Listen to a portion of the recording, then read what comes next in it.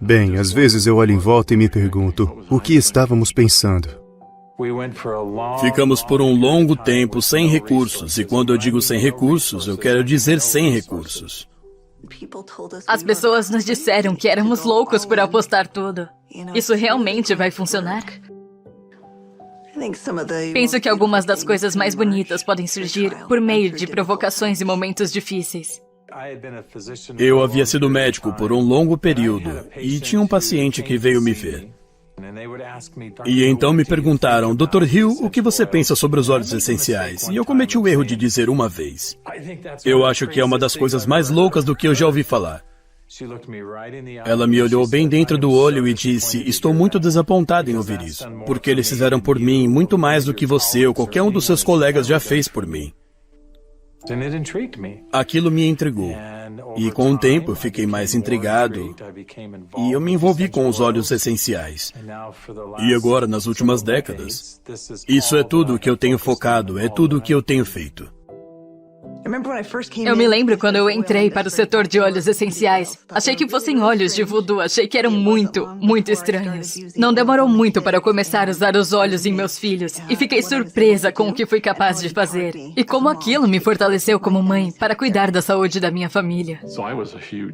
Eu era bem cético. Os pais eram educadores, meu pai é professor de física. Então eu simplesmente não fui criado com nada. Além da medicina ocidental alopática, aprendi ao longo dos anos como eram eficazes e podem ser, especialmente se forem puros. Depois de trabalhar 10 anos no ramo de óleos essenciais, me vi saindo devido à minha integridade, porque eu sabia que os óleos essenciais tinham que ser puros. O desejo do meu coração era apenas voltar para casa e criar meus filhos.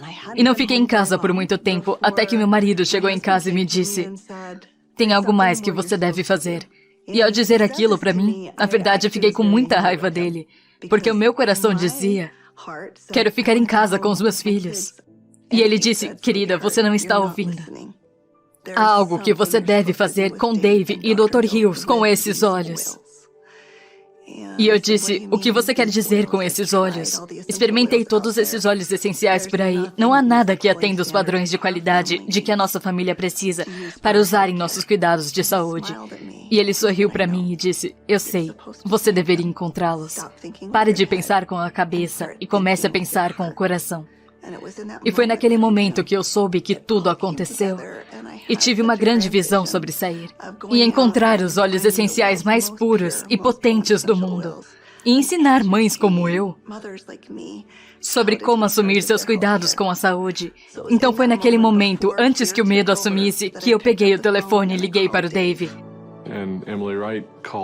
E a Emily, na época, me ligou e disse, e se pudéssemos sair e buscar os óleos essenciais mais puros do planeta e trazê-los para o mundo de uma forma convencional? E ele ficou muito emocionado. E o Dave não se emociona. E foi aquilo, bem ali. Aquele foi o princípio para mim. E eu meio que senti fortemente como, sim, vamos abrir uma empresa. Então desliguei o telefone com o Dave, peguei o telefone e liguei para o Dr. Hill. E ao ligar para ele, ainda me lembro que ele deu uma risadinha. E eu disse, doutor, isso não é engraçado, estou falando sério sobre isso. E se pudéssemos sair e encontrar esses olhos puros, como sempre quisemos fazer? E se pudéssemos ensinar as pessoas a realmente entender o poder por trás desses olhos? E ele disse, não, Emily, eu não estou rindo porque acho que a sua ideia é louca. Estou rindo porque eu estava apenas me preparando para ligar para você e fazer exatamente a mesma pergunta. Tudo começou com uma pequena reunião inicial em um restaurante italiano. Em um restaurante italiano, no canto mais distante, nos reunimos por 5 horas e meia. Até que finalmente nos chutaram para fora do restaurante porque não estávamos mais comprando comida. E começamos a sonhar. Nos encontrávamos em qualquer lugar que pudesse ter um espaço para nos reunir. Foram em lugares estranhos. E claro, o piso inferior da biblioteca de Oren foi um deles. Até ficarmos muito barulhentos. E eles finalmente nos chutaram para fora da biblioteca. Às vezes era no porão de nossas casas. Eu me lembro de não dizer aos meus filhos que eu estava desempregado e começando uma coisa nova. Mas que o pai estava trabalhando em um projeto de porão. Ao fazer o plano de negócios, eu comecei a perceber que aquilo ia ser grande. Eu sabia que com uma equipe tão boa e um produto que mudou as nossas vidas, sentimos que aquilo seria significativo. Desde que começamos na primavera de 2008, foi quando tivemos uma grande queda no mercado de saúde nos Estados Unidos. E havia muito pânico e muito medo. Analisamos como iniciar uma empresa. A primeira coisa que você pensa é: preciso levantar capital. Inicialmente, decidimos fazer isso. E realmente nós 4 acabamos voltando para a cidade de Nova York, visitando pessoas de perfil elevado. E ao nos reunirmos na manhã seguinte, naquela mesa de conferência, e estávamos com todos aqueles empresários estilo Manhattan que estavam se reunindo conosco e nos interrogaram por horas, finalmente no fim do dia, olharam para nós e disseram: acreditamos que seu modelo de negócio vai funcionar. Acreditamos que vocês terão sucesso e queremos financiar o seu empreendimento. Vamos lhe dar $5 milhões. E todos nós estávamos nos sentindo extremamente exultantes. Eles estavam dispostos a financiar a empresa, mas é claro que estavam interessados em 51% do controle.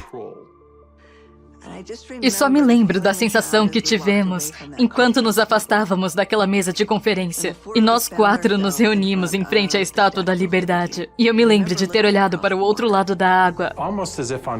Quase como uma deixa, eu me lembro que nós apenas navegamos em silêncio.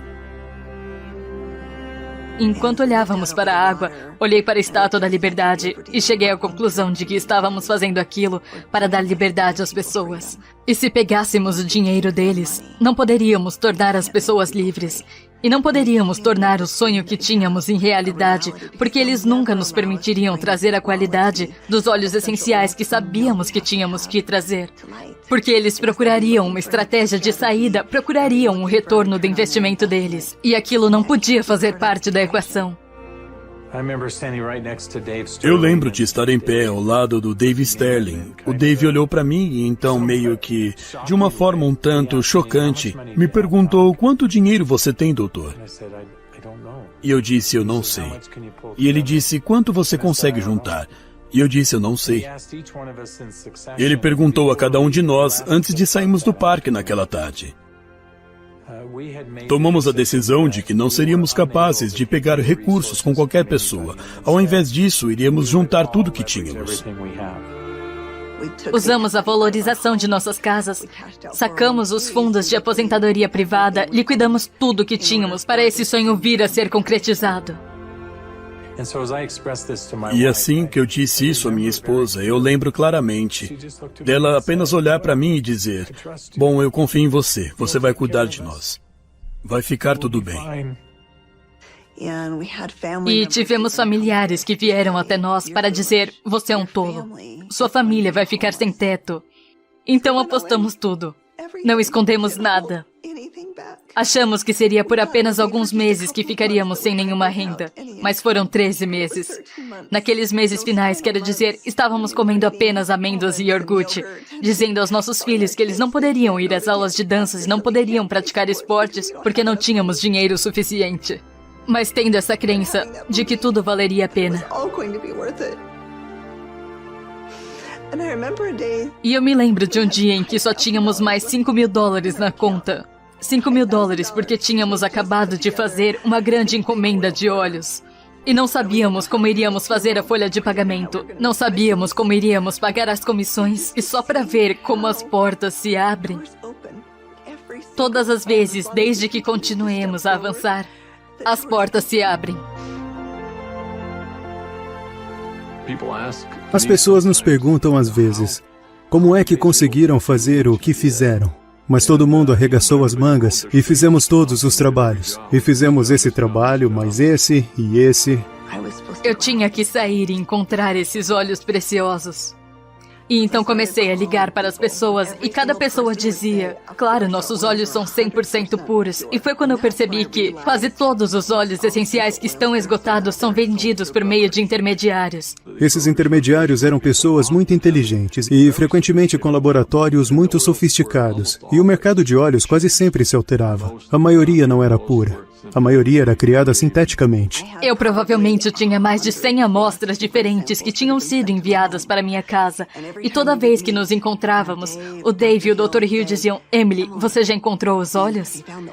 E eu tinha que dizer: ainda não. Tipo, estamos indo no caminho certo? É realmente isso que devemos fazer? Eu me lembro de um lindo dia. Abri a porta e 5 olhos apareceram, todos no mesmo dia. Eram olibano, lavanda, melaleuca, limão siciliano e hortelã-pimenta. Ao cheirar aqueles frascos, liguei para o Dave e liguei para o Dr. Hill e disse: encontrei os olhos. Eles disseram: não se atreva a abri-los até que estejamos todos juntos. Sabíamos que aqueles olhos eram absolutamente puros e aquilo nos deu confiança suficiente, apenas fé o suficiente para continuar avançando. Lembro-me daquela primeira discussão que tivemos. Conversamos sobre a cultura da empresa. Que tipo de alma queríamos que a Doterra tivesse?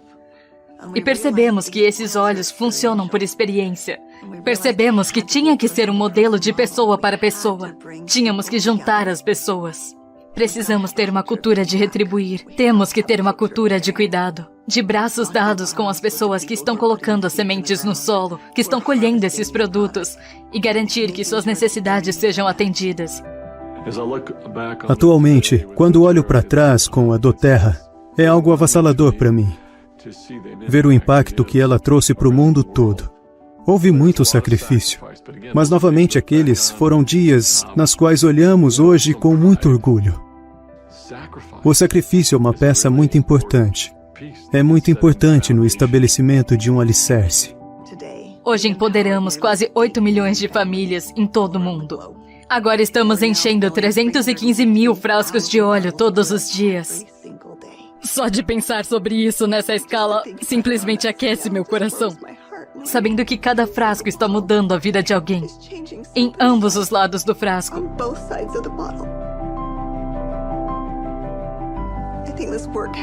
Acho que esse trabalho tem esse propósito. Então, como podemos parar? Temos mudado sozinhos a aceitação dos óleos essenciais na ciência e na medicina. Estamos muito comprometidos com esse trabalho. Somos muito humildes por sermos administradores do que a natureza criou tão perfeitamente para nós. E somos muito gratos por todos os nossos incríveis funcionários, por todos os nossos incríveis consultores de bem-estar, por todos os nossos incríveis clientes em todo o mundo. Não mudamos nossa missão. Não mudamos o nosso propósito. Ainda somos fiéis a essas coisas que desde muito cedo foram importantes. Se estar fazendo a coisa certa era importante, então fazer a coisa certa é importante agora. Se ajudar a prestar serviço para outras pessoas era importante, então é importante agora. Se buscar olhos de maneira diferente e fazer coisas que não tinham sido feitas antes era importante, então é importante agora. Sentimos que, por mais louco que pareça, estamos apenas começando.